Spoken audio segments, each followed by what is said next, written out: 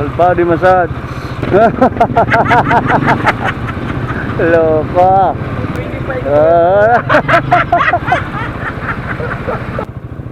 Sama, okay lang. Sige lang, sige lang. Ito yung RPM niyan. Yan. Kuya, Sige, sige. ganda. Yun nga, sabi niya classic daw, old school. Kaya napabomba-bomba din siya. Nga lang, ang problema lang nitong muffler natin is stock lang naman. Kaya hindi siya masyado maingay, no, yung kagaya ng ibang big bike.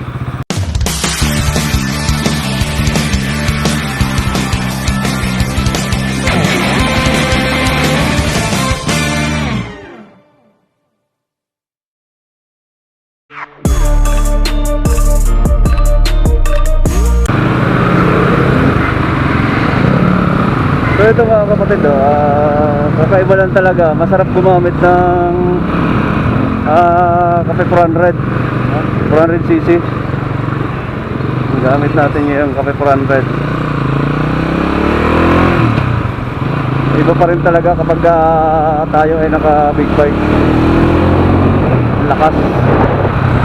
So pangarap ng lahat magkaroon ng higher cc hanggang 400cc kahit pa paano. Isa na ako dun sa nangangarap na magkakaroon sana. Smooth na, ang ganda, sarap. Ayan mga kapatid, itong ginagamit ko, ngayon naka second gear lang ako. So hindi ko masyado nagagamit dito yung fourth at saka ang kanyang fifth gear. So hanggang third gear, hanggang third gear lang talaga ako nakakagamit ito. Yan, gaya niya, naka second gear lang. Dito lang tayo dumaan sa looban kasi gawa nung traffic sigurado sa may Ebacom. Mahaba ang traffic, so sana wag naman tayo dito rin matraffic.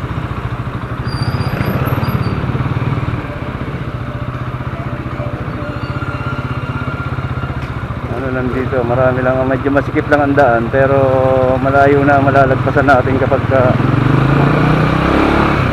dito tayo napunta. Naging ano ko kasi ito dati mga kapatid dito, itong area na to is para naging daanan ko ito dati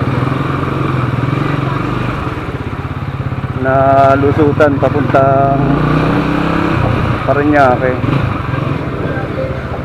lalo kapag traffic dun banda sa may Bacom. Nga lang nakaka-traffic lang dito is yung mga sidecar na mga padyak.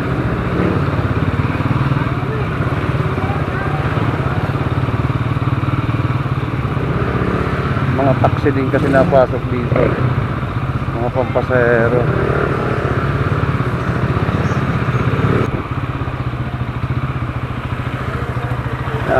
Medyo malapit-lapit na tayo makalabas ng highway. Dami lang din kasi rito sa subdivision na to, maraming hams.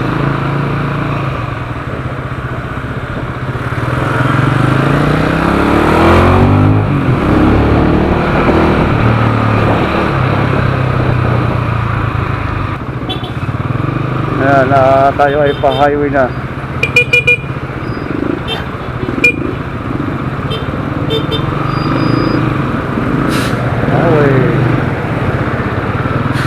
Parañaque Highway.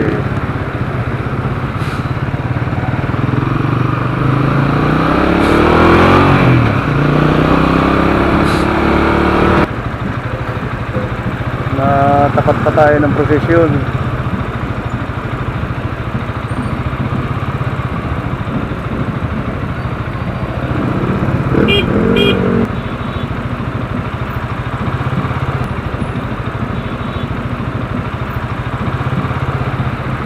Haba ng posisyon yan, oh. Sinasayaw-sayaw nila yung mga santo.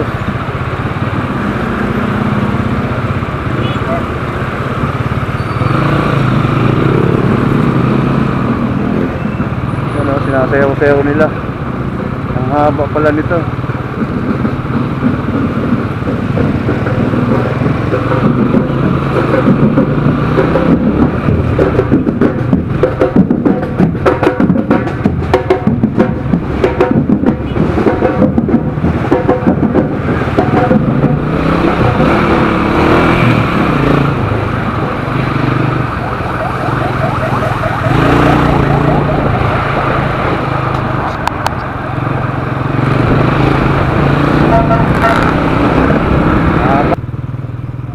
Nakapasok na tayo ng Baliwan.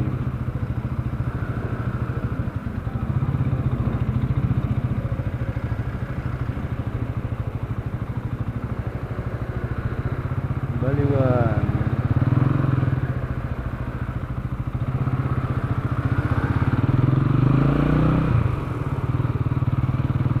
Wala nang kasama ko, nawawala na.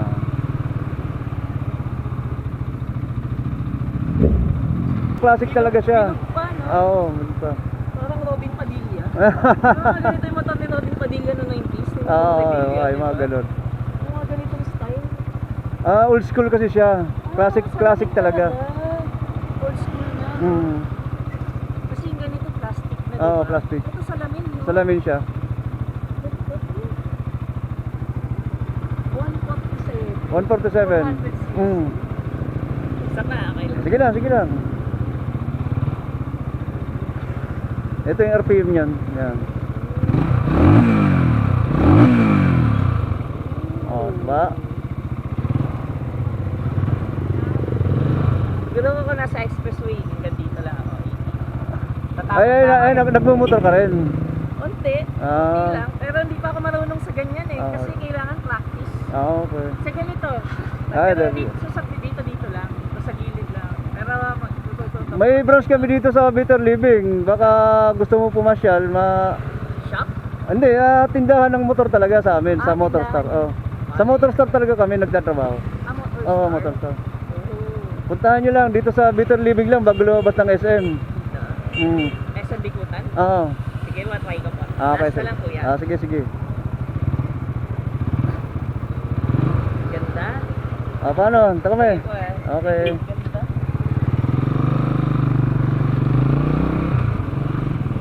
Ayun, may napatigil doon. Nung tayo ay naghihintay.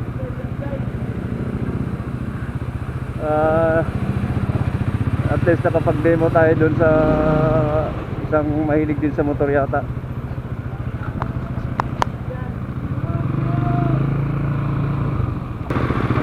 Maganda kasi mga kapatid ang forma ng Cafe 400. Kaya yung nakahintulang naman ako, yun nga, sabi niya classic daw, old school. Kaya napabomba-bomba din siya. Nga lang, ang problema lang nitong muffler natin is stock lang naman. Kaya hindi siya masyado maingay, no? Yung kagaya ng ibang big bike na pag binomba mo is talagang maganda yung tunog. Tsaka ito ay single cylinder lang naman dito, 400cc. Sa single piston lang siya. Kaya hindi rin siya ganun magiging kaganda ang tunog sa ibang big bike na mga 2 cylinder or 4 cylinder, no? Alam niya ng mga nagmumotor din. Pero mapapaganda pa ang tunog dito, mapapatunog big bike once na pinalitan ng muffler na medyo maganda. Maganda rin ang presyo.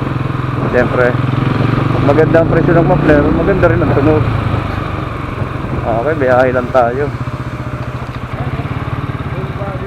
Whole body massage. Alright, dito na tayo, paliko. Loko.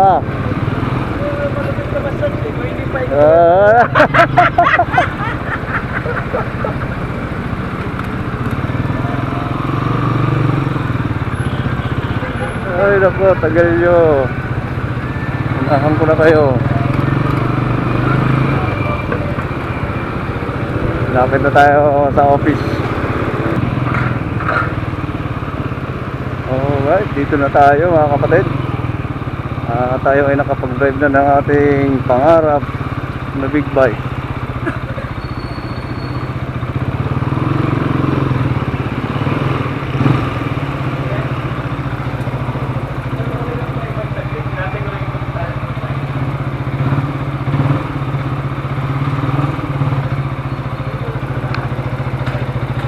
Alright, engine off.